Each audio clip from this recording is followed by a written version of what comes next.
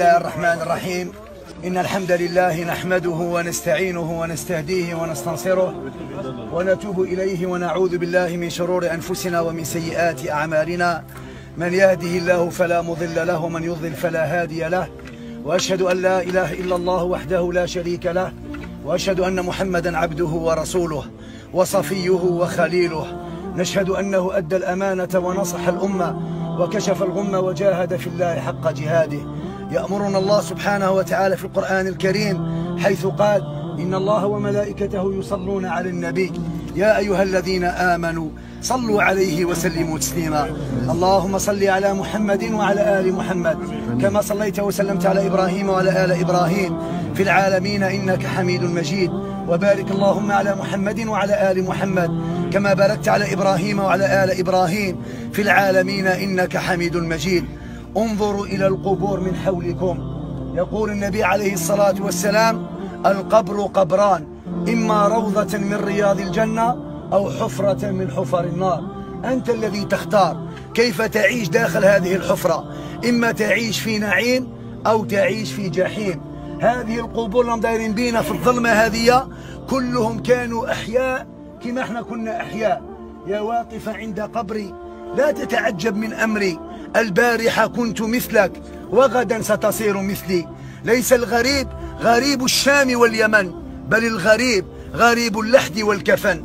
راكم عارفين في يوم من الأيام النبي عليه الصلاة والسلام كان قاعد والصحابة هكا غير كملوا من الجنازة قالوا: اسألوا لأخيكم الثبات فإنه الآن يسأل.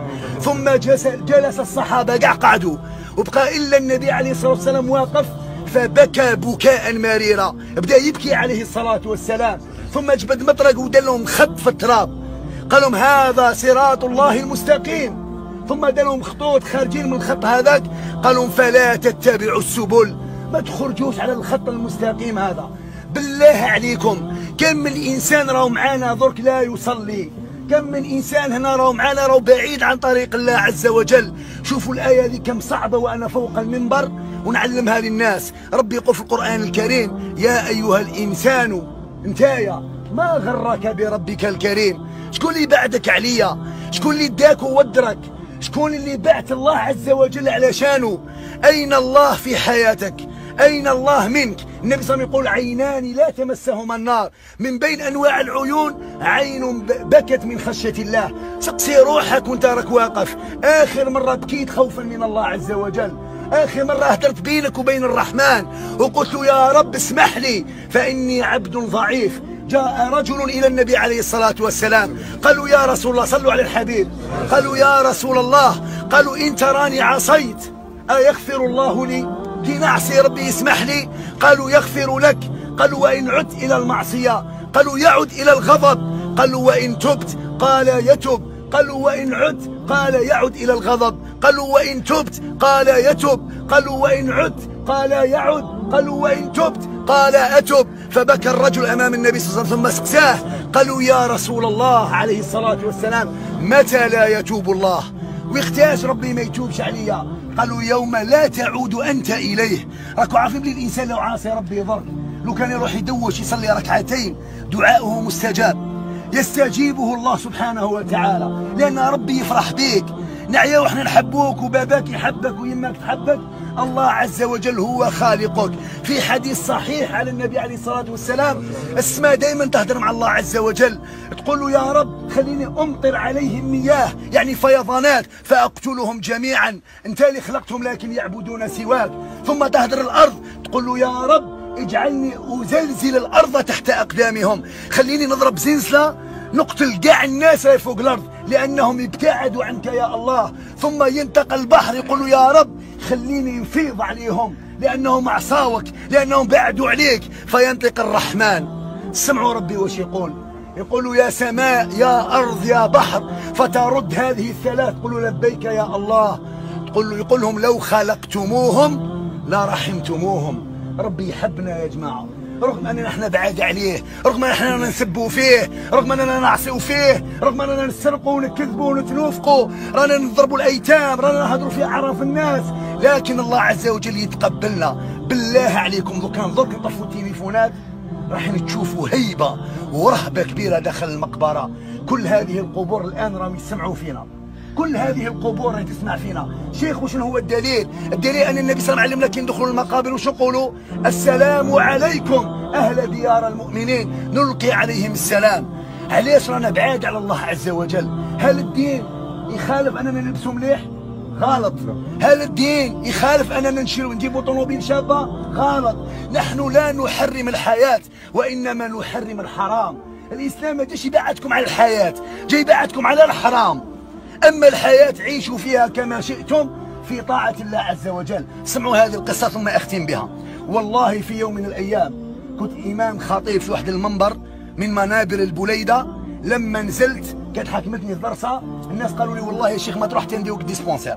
دخلنا إلى مستشفى، هذا المستشفى كبير، 6000 المؤلفة من الناس يستنوا في جنازة تاع طفل صغير. فالناس افتح الشيخ راهو جايز، افتح الشيخ راهو جايز. فالطبيب قلت له أنا داعية عند الله سبحانه وتعالى، أنا أرشد الناس، هذا صوت بحبح لله ولرسوله صلى الله عليه وسلم. قلت له بالله عليك احكي لي وش كاين. قال لي يا شيخ هذا الطفل درنا له ليكوغرافي، صبنا له لابنديسيت، رايحة تطرطق خلاص. قال لي جرينا به، نحينا له حوايج ونجروا به إلى غرفة العمليات. قال لي هذا الطفل يخزر فيا ويقول له يا طبيب ما تخافش.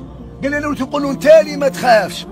قال لي لما دخلناه للبلوك وحطيناه قال لي خسر في واحد الكوانه، قال لي وبدا يضحك. قال له يا طبيب، قال له راك عارف فين راني نشوف؟ قال له في من ترى؟ قال له اني ارى رسول الله صلى الله عليه وسلم وارى زوجته عائشه رضي الله عنها يقولان لي الليله تبيت معنا، هذه الليله راك بايت معنا. ثم رفع يده أشهد أن لا إله إلا الله وأن محمد رسول الله، وطاحت يده وفاضت روحه لله. الطبيب تلمو مدين وربي مقوي له إيمانه، دار للكوانة وقال السلام عليك يا رسول الله، ألقى السلام على النبي عليه الصلاة والسلام. وراو حكيم نزيف الله يرحمه، وراو عمر ناموسة، وراهم ولاد حومتكم اللي توفاو بالفيسفا، وراو بأني الله يرحمه، وراهم الناس اللي كانت تموت كانوا يدوروا معاكم، كنا ننصحوهم، كنا نتكلموا معاهم ودايرين في بالهم بلي هما حيدفنونا قبل لأننا نحن أكبر منهم سنا، لكن مشيئة الله وقضاء الله وقدره كان أسرع أنه دمان هما أصغر منا. أنا اللي قصة عمر بن موسى وحكيم، والله الذي لا إله إلا هو هذه الدنيا لا تسوى بعوضة. أنا نصيحتي لكم ليس كشيخ، كأخوكم إيدير، عود إلى الله عز وجل، سوق الفيسبا وروح للبحر واضحك وقصر والبس وش حبيت، لكن إذا سمعت حي على الصلاة حي على الفلاح خلي الجبهة تهبط لله عز وجل، هبط هذه الجبهة لله، تب إلى الله عز وجل، عد إلى الله سبحانه وتعالى. ويقتاش تبقى تقول غدوة غدوة غدوة، اللي قبلكم كانوا يقولوا هكا ثم عادوا إلى الله وانظر كيف سيلقون الله عز وجل. لذلك الإنسان في هذا الموقف هذا يرانا واقفين، هذا سيناريو سنعيشه كلنا، كاع رانا رايحين نعيشوه. اليوم احنا رانا ندفنوا في الناس وغدوه يدفنونا. عمر بن الخطاب قال كلمه اقسم لكم بالله، دخل على مرته كانت على النار الطيب، دنا سبعوا للنار، دنا سبعوا للنار ونحاه. بدا يبكي عمر رضي الله عنه، زوجته قالت له لما تبكي يا امير المؤمنين؟ يسقسي في روحه، قال اني اسال نفسي يا عمر الك صبر على مثل هذا؟ تصبر على النار تحرقك. في يوم من الايام قعد مع النبي صلى الله عليه وسلم يبكي عمر بن الخطاب رضي الله عنه. في رايكم مش قال يا اخوان؟ وهو اللي حمل الاسلام كان يقول للنبي صلى الله عليه وسلم يا ليت امي لم تلدني. بالله عليكم رانا واقفين ماشي يا ليت ما نزدناش، لانه واش راهو يستنى فينا صعب جدا. حتى بالاعمال الصالحات نخافوا نباتوا في تراب كيما هذا. كاين بعض الناس راهو هنا معنا لازم يباتش على التلفزيون، كاين اللي ما يباتش وحده، كان ما يباتش مع خوه. هذا اليوم بايت وحده، راهو بايت وحده. فمن معنا يقول العلماء، يقول لك عبدي حملوك يعني رفدوك، عبدي حملوك وفي القبر وضعوك ولو بقوا معك ما نفعوك. شكون اللي بات معاه الآن؟